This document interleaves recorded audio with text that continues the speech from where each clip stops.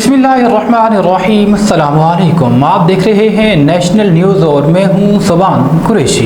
खबर शामिल करते हैं हमारे रिपोर्टर राजा बिलाल अनायत की रिपोर्ट के मुताबिक अल अमीर फाउंडेशन देवी स्कूल में तकर्री मुकाबलों पर एक तकरीब मुनक्किद की गई।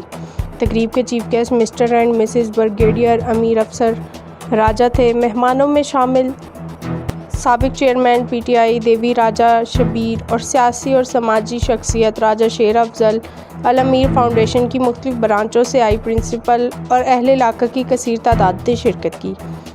तकरीब का आगाज़ तिलावत कुरान पाक और नात रसूल मकबूल से किया गया।